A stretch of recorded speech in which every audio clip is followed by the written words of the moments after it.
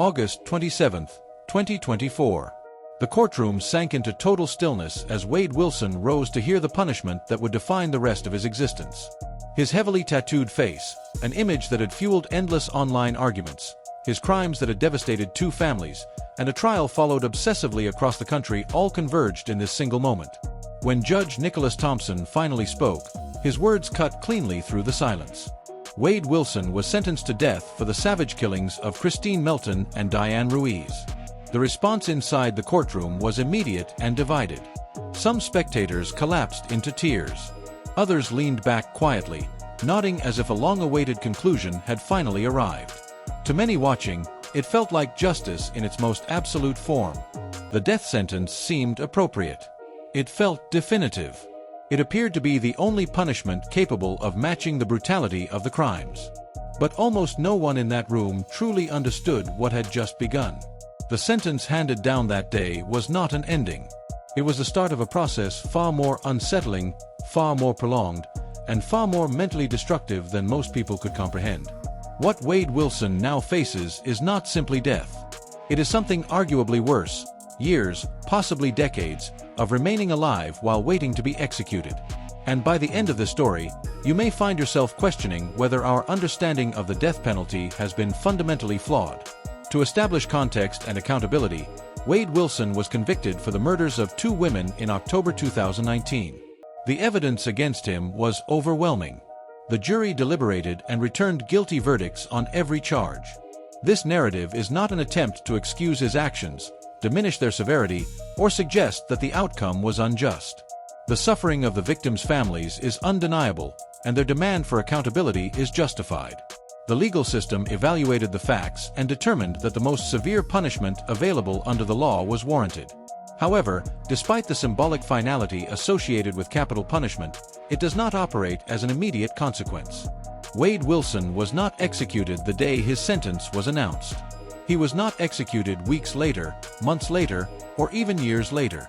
Instead, he was absorbed into a system designed to keep him alive in a state of suspended existence until the state ultimately decides to carry out the sentence. The death penalty did not end his life. It erased his future, stripped away his autonomy, and reduced his identity to a single role: a man waiting to die. This disconnect between perception and reality lies at the heart of the issue. In American culture, the death penalty is widely viewed as the strongest possible response to extreme violence. It is framed as justice in its purest form, a direct and proportional answer to acts that violate the most basic boundaries of humanity.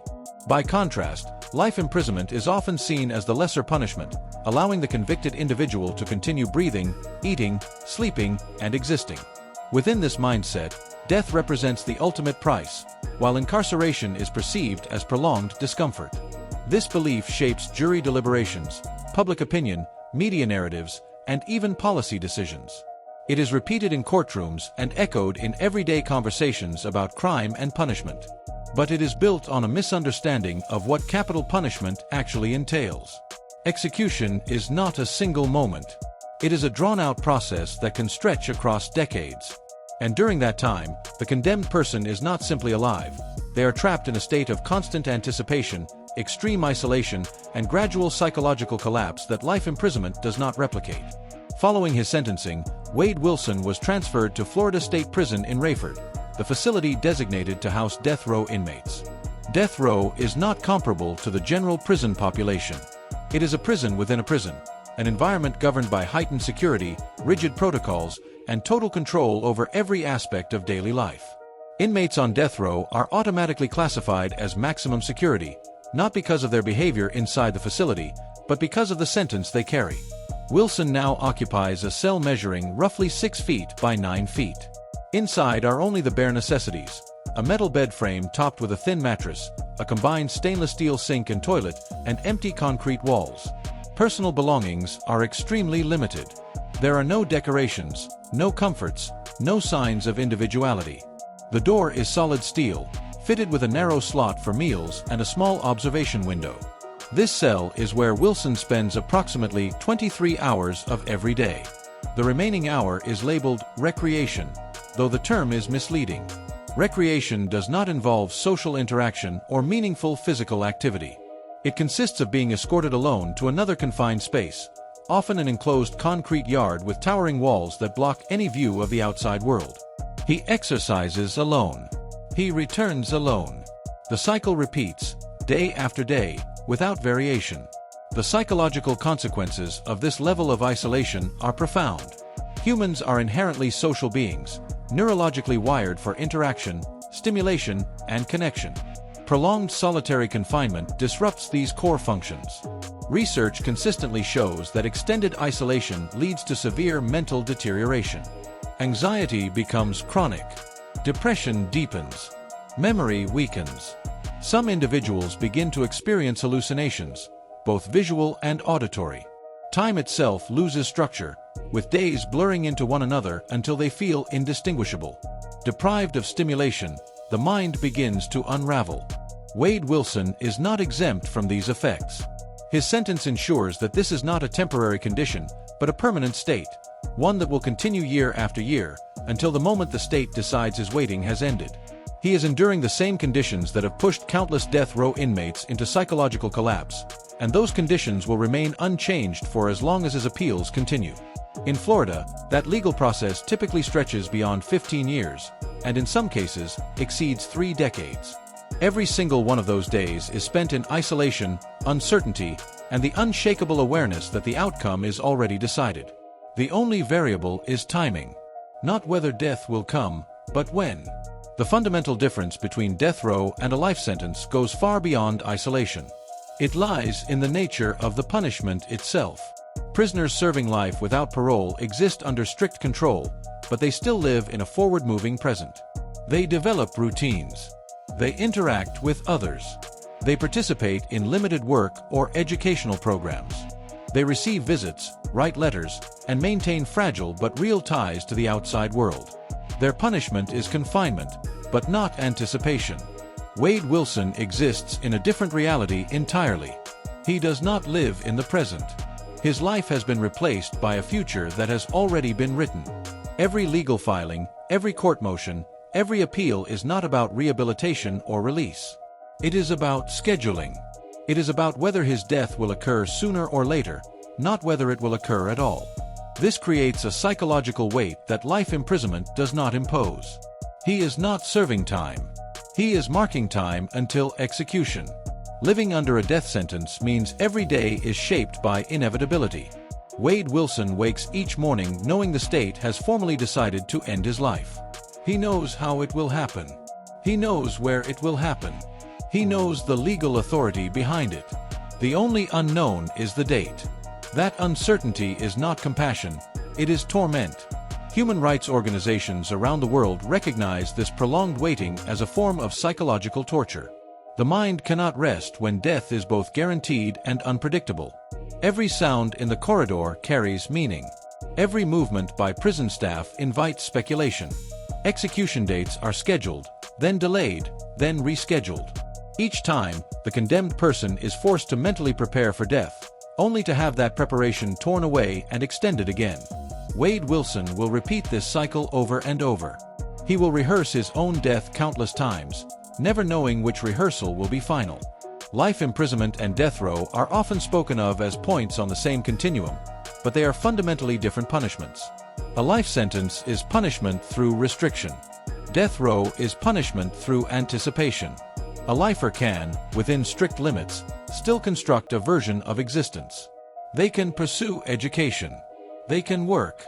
They can form bonds. They can find small pockets of meaning within confinement.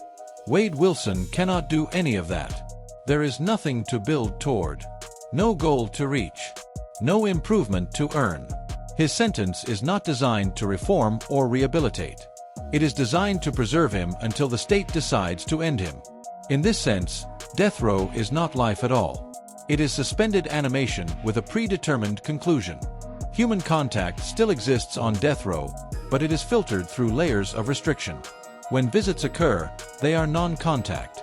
Wade Wilson sits behind reinforced glass, communicating through a phone. He can see visitors, but he cannot touch them. He cannot hug them. Every visit is monitored. Every word is recorded. And every goodbye carries the weight of finality, the possibility that it could be the last. Letters become emotional lifelines, yet they too are inspected, delayed, and limited. Meanwhile, the world outside continues forward. Friends age. Families change. Lives progress. Wade Wilson remains frozen in place. Every interaction with the outside world reinforces the same truth. He no longer belongs to it. He exists on its edge, waiting for official erasure. Wade Wilson carries an additional burden that many death row inmates do not. His case became a viral spectacle. His tattooed appearance turned him into an internet fixation, mocked, dissected, and endlessly debated online. Many people who never knew the names Christine Melton or Diane Ruiz recognized Wade Wilson's face instantly because of media attention and social media fascination. That notoriety follows him into prison. Guards know who he is. Staff know his crimes. Other inmates know his name. He cannot disappear into anonymity. His identity is permanently fused to his worst acts. Every news update, every legal development, every public conversation resurrects his name and his crimes. He is no longer perceived as a person. He is a symbol, a headline, a warning. And that is how he will remain until he dies. Even within the controlled environment of death row, danger is never eliminated. Prison systems are imperfect. Errors occur. Protocols fail. Transfers happen. Inmates convicted of crimes against women or children are especially vulnerable. Violence against them is often normalized within prison culture. Wade Wilson lives with the constant understanding that he is despised not only by society, but by those confined near him. Every movement, every interaction carries risk. This is not paranoia. It is survival. And it never stops. The families of Christine Melton and Diane Ruiz continue to live with the consequences of Wade Wilson's actions. Their suffering did not end with the verdict or the sentence. It continues every single day and will continue for the rest of their lives. Wade Wilson is aware of this reality. He knows nothing he does can repair the damage he caused. He cannot undo the loss. He cannot erase the trauma. Whether he feels genuine remorse is ultimately irrelevant to the facts. The harm is permanent. That knowledge is part of his punishment, carried alone, replayed endlessly in his mind, without resolution, without escape. When execution finally occurs, it will not represent the peak of Wade Wilson's punishment. It will simply mark the end of a punishment that has already been unfolding slowly for years, possibly decades, through isolation, anticipation, and steady psychological decay. Capital punishment is not a single act carried out on a single day. It is a long sentence that turns time itself into the instrument of suffering. Wade Wilson is kept alive not because his life holds value to the system, but because his death has been scheduled for later. This is not living. It is preservation for the purpose of destruction. Each passing day reinforces the same truth. His existence has been reduced to waiting. A body maintained, a mind deteriorating, and a future that leads nowhere except an execution chamber. Wade Wilson is still in his early 30s. If his appeals proceed along a typical path, he may remain on death row for another 20 or even 30 years. That is decades of waking up in the same confined space, eating identical meals, staring at the same concrete walls, and knowing with certainty that none of it is building toward a life. It is all leading toward death. This is not leniency. It is not rehabilitation. It is a punishment designed to stretch suffering across time until existence itself becomes intolerable. The sentence does not end a life quickly, it slowly dismantles it. Which raises an unavoidable question. Is the death penalty truly the most severe punishment a justice system can impose?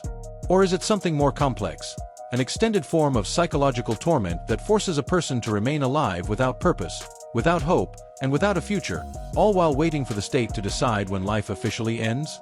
Wade Wilson's reality on death row does not offer easy answers, but it does force a reevaluation of what punishment actually means. It challenges the assumption that execution is a clean, decisive form of justice. And it exposes the possibility that capital punishment is not about finality at all, but about endurance. Now, the question turns to you. Do you believe the death penalty is harsher than life in prison? Or is a life sentence the greater punishment? Has learning about Wade Wilson's daily reality on death row changed how you see capital punishment? Or has it confirmed what you already believed? Share your thoughts in the comments. One fact remains undeniable. Wade Wilson will never walk free. He will never outrun the consequences of his actions. Every day he remains alive is a day spent confronting what he did and the system's response to it. This is not an argument in his defense. It is an examination of punishment itself. And this is what the death penalty truly looks like, long after the courtroom empties and the cameras shut off.